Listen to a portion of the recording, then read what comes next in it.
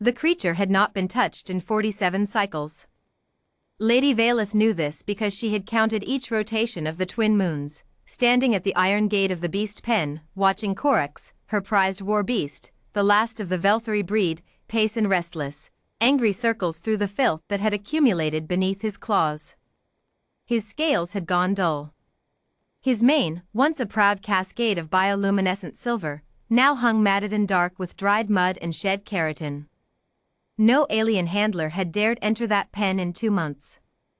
3 of them had tried. 2 had come out limping. 1 had not come out at all, he had simply screamed once, and then gone silent, and Corax had watched from the far corner with those ancient amber eyes as the medics retrieved what remained. Lady Vailith, tall and blue-skinned and proud in the way that only Etherin aristocracy could be proud, had begun to accept the inevitable. Corax was too dangerous. Too broken. Too wild. He would have to be put down before next season's gathering, or he would embarrass her house entirely. Then someone sent her a human. His name was Ethan Cross, and he arrived on a Tuesday, which meant nothing to anyone on Vaelthar Prime, but he noted it privately, because humans liked to note things privately. He was not large, by any standard.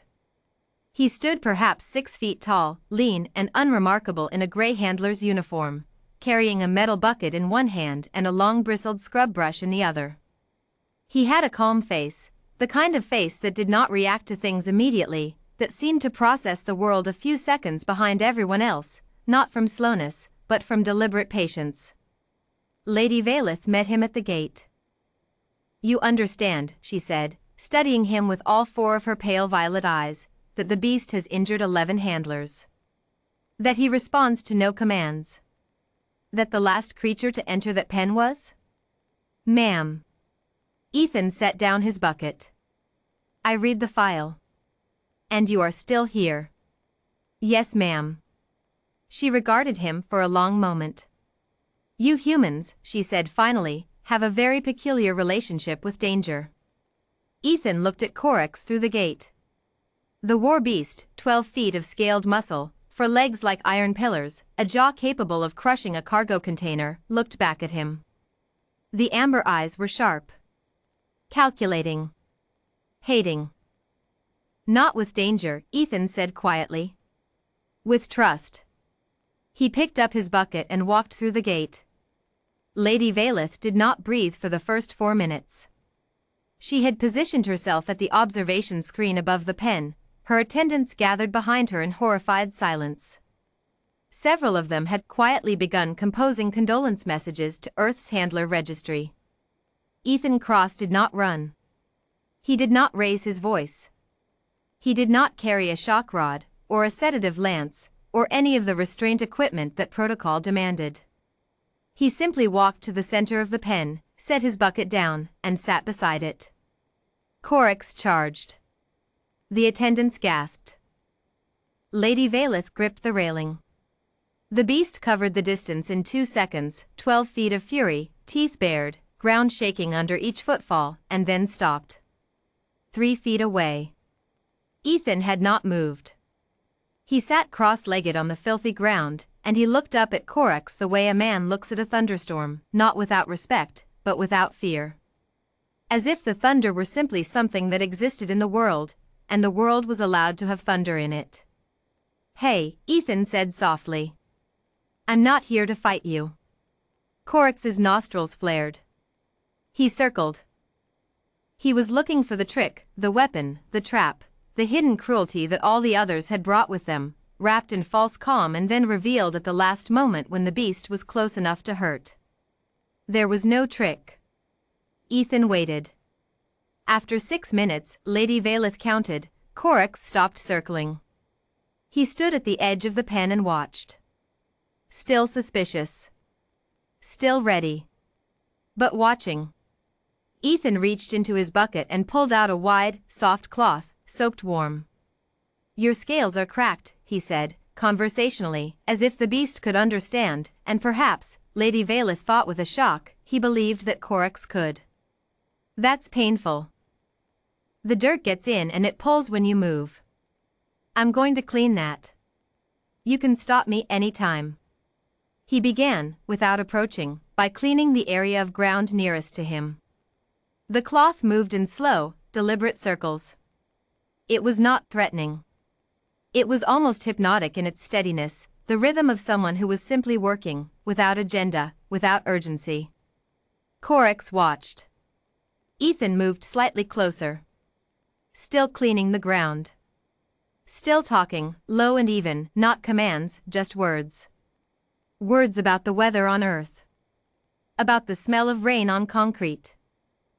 About a dog he'd had as a child who used to hide under beds during storms and had to be coaxed out with a warm hand and a soft voice. 20 minutes passed. Then Corax, 12 feet of warbeast legend, last of the Velthari breed, terror of 6 handler guilds, walked forward and stood still. He stood still and let Ethan Cross put a warm cloth against the cracked scales along his left foreleg. The cleaning took 3 hours. By the end of the first hour, Lady Valeth's attendants had stopped sending condolence messages. By the end of the second, 2 of them were quietly weeping, though none of them could have said exactly why. By the third, the entire household staff had gathered at the observation screen, pressed together in silence, watching a human man work a scrub brush through the matted mane of a beast that had ended careers and ended lives, while the beast stood with his eyes half closed and his great head slightly lowered. Not defeated. Not sedated. Resting. Trusting. When Ethan finally stood, his knees aching, his uniform ruined beyond recovery, Corax turned to look at him with those amber eyes. They were different now. Not soft, the beast was not soft, would never be soft, but something had changed in them. The constant rage had quieted to something watchful and present. Ethan put one hand, briefly, against the side of Corax's jaw. "Good work," he said. He picked up his bucket and walked back toward the gate. Lady Valeth met him on the other side.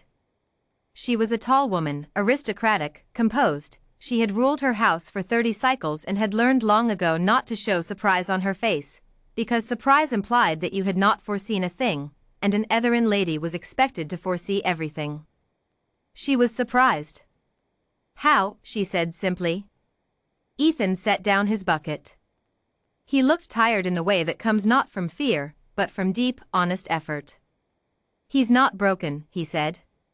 "He's been hurt. There's a difference. Every handler who entered that pen came in with something to prove, or something to fear, or both." He shrugged. "Animals know. Doesn't matter what planet they're from, they know when you're looking at them and seeing a problem to be solved instead of a creature to be understood." Lady Valeth was quiet for a long moment. Around them, the twin moons were beginning to rise, washing the beast yard in pale silver light. Inside the pen, Corax had lain down, the first time, her staff would later confirm, that he had lain down voluntarily in 47 cycles. "You said good work," she said finally. To the beast. He did do good work. He let a stranger touch him. "That's hard." Ethan glanced back through the gate at the resting war beast. "Hardest thing in the world, sometimes. Letting someone in when you've learned that letting someone in gets you hurt." Lady Valeth looked at the human. Then she looked at her beast. Then she looked at the human again. "What will it take," she said carefully, "to keep you here?" Ethan Cross picked up his bucket. He smiled, the way humans smile when they have already decided something but are politely waiting for the conversation to finish. "A warm room," he said. "Fair pay. And don't send anyone else in there with a shock rod." Lady Valeth inclined her head, a gesture, in Etherin custom, reserved for equals. "Done," she said. In the pen behind them, Corax slept. And for the first time in 47 cycles, he did not pace.